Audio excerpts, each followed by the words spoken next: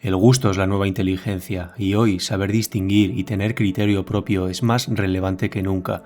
Nunca habíamos tenido tanto acceso a tanta información, estímulos y posibilidades de crear y sin embargo nunca había sido tan difícil reconocer lo que realmente merece la pena. Hasta hoy la inteligencia se había medido según quién era capaz de memorizar más, hablar más claro o quién terminaba el libro antes, pero en una era en la que la inteligencia artificial puede generar cualquier cosa, las antiguas métricas de inteligencia ya no significan nada.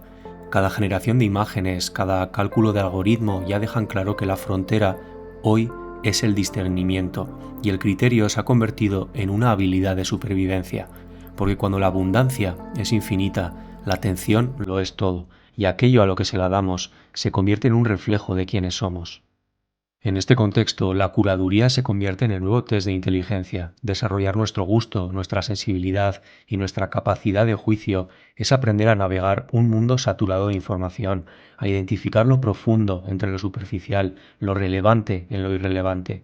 Así que en este vídeo analizaré la filosofía detrás de todo esto, lo que supone para la inteligencia humana y cómo puedes desarrollar tú tu propio criterio para aplicarlo en tu vida y proyectos, si no es demasiado tarde. Antes de adentrarnos en materia, este vídeo nace porque hace poco leí un estudio llamado Tu cerebro en ChatGPT, que pone en tensión cómo empleamos nuestras capacidades cognitivas cuando usamos la inteligencia artificial. Este texto evalúa lo que ocurre en el cerebro cuando las personas escriben ensayos con ayuda de un modelo de lenguaje como ChatGPT, y los autores observaron que la actividad cerebral era muchísimo menor en quienes dependían del modelo, mientras que el grupo que escribía sin ayuda mostraba una red neuronal más extensa y distribuida. Además, los participantes que habían usado inteligencia artificial reportaron un menor sentido de propiedad sobre lo que habían escrito, y cuando se les pedía que recordaran su texto, tenían dificultades en hacerlo. Esto se describe como deuda cognitiva, pero no implica que la IA sea intrínsecamente mala. De hecho, usada correctamente puede ser valiosa, porque es una herramienta al fin y al cabo. La clave está en cómo la integramos. Si dejamos que haga todo el trabajo por nosotros y nos dejamos llevar, nuestra mente se marchita, como un jardín donde alguien más decide dónde plantar y regar, y nuestras raíces apenas se pueden desarrollar. ¿Y cómo se relaciona esto con el gusto? Pues bien, participar en una actividad cognitiva, como puede ser escribir un ensayo, se trata de ejercitar el criterio y tomar decisiones conscientes. Solo así evitamos que nuestras capacidades se atrofien y podamos cultivar una inteligencia estética y un criterio propio, que es la base del gusto. Me explico. Muchos pensamos que el gusto es algo subjetivo, pero yo creo que no lo es. A ti te puede no gustar el jazz, y a mí sí, y no pasa nada, pero eso es una preferencia, no un gusto visto como una inteligencia del discernimiento. Si yo te muestro esto, creo que podemos estar de acuerdo en que es una imagen bien compuesta o un edificio muy bien ejecutado, más allá de las preferencias estéticas personales. Y aunque no disfrutes tú del jazz personalmente, creo que podemos hacer el esfuerzo en coincidir en que una pieza está bien compuesta. Por eso creo que el gusto comienza en los sentidos. Hay principios como la armonía, la composición, el color o el equilibrio que son cuantificables y medibles y nos enseñan a reconocer lo que funciona y lo que no. Y entender estos principios no solo nos hace consumidores más conscientes, sino también creadores más intencionados. Pero el gusto no se limita solo a lo que vemos ni oímos, ya que la mayoría de nosotros tenemos sentidos, pero no todos tenemos el mismo gusto. Bien, el gusto es un instinto, no es un libro de reglas que seguir, no es un manual de instrucciones. Muchas veces es algo que no se puede explicar, es una sensación. Por eso el gusto se define a veces como una suerte de sensibilidad combinada con exposición correcta, algo que cubriré en detalle más adelante. Piensa en nuestro músculo del gusto como un algoritmo. Cada estímulo que llega a nuestro cerebro, ese algoritmo se entrena con los patrones que recibimos. Cada película, imagen, plato de comida, canción, cada elección, cada pieza de contenido que consumimos o elección de la ropa que nos ponemos, todo eso transmite una cierta coherencia, un estilo y unas prioridades. Por eso, en un mundo saturado de información y de estímulos, desarrollar gusto significa aprender a filtrar lo que merece la pena. El desarrollo del gusto requiere crítica y reflexión, requiere desarrollar una inteligencia de la elección, la capacidad de discernir, elegir y crear con un criterio propio en un mundo saturado de ruido.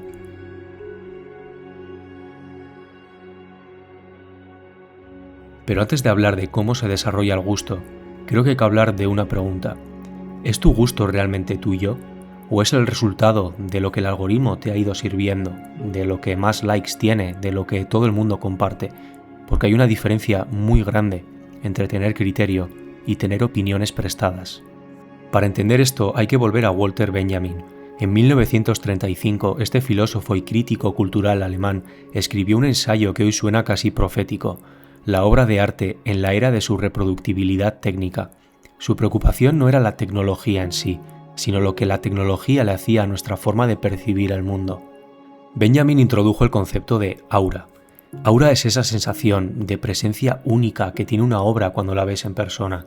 Muchas veces es algo que no se puede explicar con palabras, es una sensación, una suerte de presencia. Yo la tuve, por ejemplo, al entrar en la Capilla Sixtina, a ver el Guernica de Picasso o al ver la Plaza Roja en Moscú. No hablo de nostalgia, es algo concreto, es una suerte de principio que cuesta explicar, es el peso del tiempo, del lugar, de la mano que lo hizo. Cuando estás delante de las meninas, en el Prado, hay algo que no puedes capturar con una foto, tienes que estar ahí. Es como intentar saborear una tarta con una foto de la tarta. Tienes que probarlo y sentirlo. El aura es algo que desaparece en la reproducción, y Benjamin advirtió que cuanto más se reproduce una obra, más se disuelve ese aura original. Incluso la copia perfecta mata la presencia del original. Pero si me paro a analizar el mundo de hoy bajo este marco, me doy cuenta de que una imagen puede reproducirse millones de veces en cuestión de horas. El contexto se ha vuelto resbaladizo hasta el punto de que cualquier pintura del siglo XVII o XVIII comparte pantalla con un meme. Un poema aparece entre un anuncio de McDonald's y un vídeo de 30 segundos sobre un perrito. Todo ocupa el mismo espacio, todo pesa lo mismo, y cuando todo pesa lo mismo, nada pesa nada. Aquí es donde entra Byung-Chul Han. Este filósofo surcoreano, uno de los pensadores más lúcidos de nuestra época, describe la sociedad contemporánea como una sociedad de la transparencia. ¿Qué quiere decir? Que es una sociedad que ha eliminado toda fricción y profundidad. Todo tiene que ser visible, inmediato y consumible, porque si no nuestra propia capacidad de atención lo rechaza. En los museos es conocido que es igual de importante el espacio donde se expone la obra, la luz, la pared, el suelo, la limpieza, que la propia obra en sí. Pues bien, imagina un museo donde todas las obras están expuestas bajo la misma luz, fría, todas ocupan el mismo espacio por igual. Pues esto es el feed, esto es el algoritmo. El nuevo criterio estético ahora está liderado por likes, por métricas y las tendencias. Son lo que dice la gente qué es bueno y qué no es bueno, y nosotros nos lo creemos. El problema entonces es que este criterio no viene de nosotros, viene de fuera.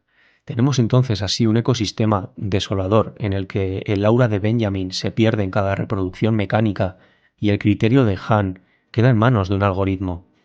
¿Y qué significa esto para el gusto? Bien, significa que desarrollar criterio hoy es un acto casi contracultural, porque el sistema está diseñado para que consumas representaciones, no la obra original, y para que valides dando like o comprobando las visitas que tiene un vídeo. Así perdemos cualquier capacidad de análisis y de criterio propio. Porque el verdadero gusto no es pasivo, es el resultado de exponerse a obras originales, de un movimiento interior, de estudiar a los grandes maestros, de entender por qué algo funciona más allá de que sea popular. El gusto es perseguir tu curiosidad, equivocarte, tratar de entender por qué. Es comenzar conversaciones con extraños en la calle y poner toda tu atención en ello y verter toda tu curiosidad. Es aburrirte, pasear, es preguntarle al camarero qué vino recomienda y por qué. La inteligencia estética es el último umbral del ser humano. Y es que saber qué se ve bien, qué se siente bien, qué conmueve el alma, es algo que los seres humanos han comprendido desde el principio de los tiempos y que ningún algoritmo nos puede enseñar. Esta intencionalidad está tejida en el mismo tejido propio de nuestra experiencia humana, y cuando entiendes esto, empiezas a construir un marco de referencia que ningún algoritmo te puede mostrar.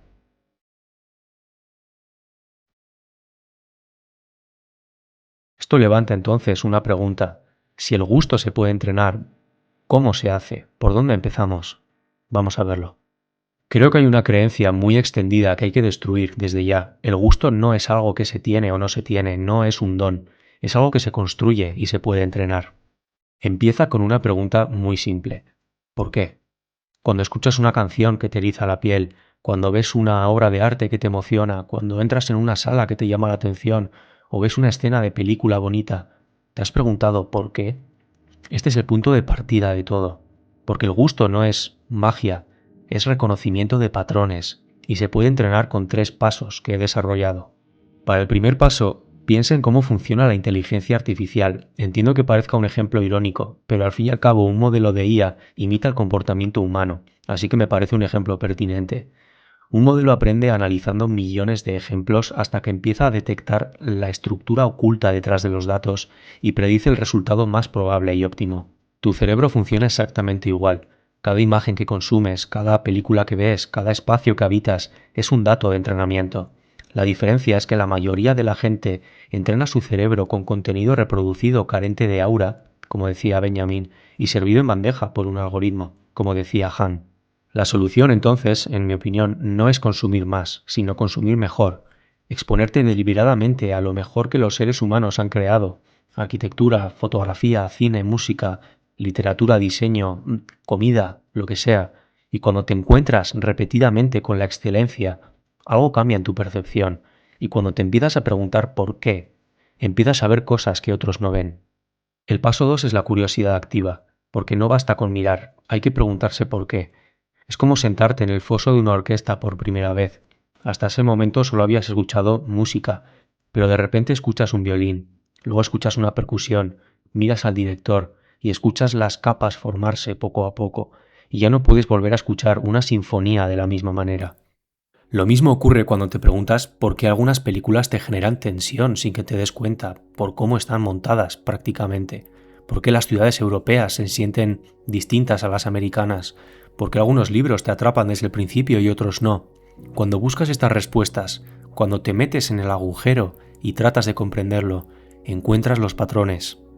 El tercer paso es algo que puede que se vea como contraintuitivo, porque para desarrollar gusto no solo tienes que exponerte a lo que te gusta, tienes que exponerte también a lo que no te gusta. Un escultor no aprende solo tallando mármol perfecto, también aprende reconociendo dónde el bloque está roto, dónde la piedra no da más de sí. El límite también enseña, ya que tienes que saber lo que no te gusta para saber lo que sí te gusta. Aquí hay algo importante que me gustaría aclarar. El gusto no es un privilegio de clase, ni mucho menos, no requiere dinero, ni viajes caros, ni educación de élite. Requiere atención, porque el gusto está en todas las decisiones que tomamos día a día. En un mundo con exceso de información, el gusto no le pertenece al que más consume, le pertenece al que mejor filtra lo que hay. Como dijo Naval Ravikant, en un mundo abundante, el conocimiento no es acumular información, es saber descartarla, y solo puedes descartarla cuando tienes criterio propio, y solo tienes criterio cuando has entrenado tu ojo. Y cuando eso ocurre, algo interesante pasa. Es como ponerse gafas graduadas por primera vez. El mundo no ha cambiado, es el mismo, pero tú ya no puedes dejar de ver con nitidez. El gusto deja de ser un hobby, deja de ser algo que aplicas cuando ves arte o cuando te pones la ropa. Se convierte en una lente a través de la cual ves el mundo entero. Tus decisiones, las personas que eliges, tus conversaciones, los proyectos en los que inviertes tu tiempo.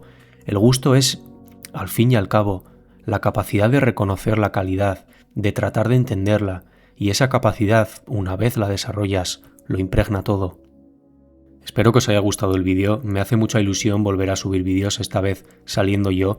Creo que le da un cariz muy personal y muy cercano. Es algo que veía necesario, sobre todo por la cantidad de contenido de inteligencia artificial que hay en internet. Así que nada, si te ha gustado el vídeo, agradecería un like, que me digas qué te ha parecido este nuevo formato, y si te interesa seguirme, sea la razón que sea, dejo mis redes sociales en la descripción, y también, como escribo en una newsletter, me gusta mucho escribir y a veces lo hago mejor escribiendo que expresándome a viva voz, también lo dejo en el link. Así que nada, nos vemos en la próxima.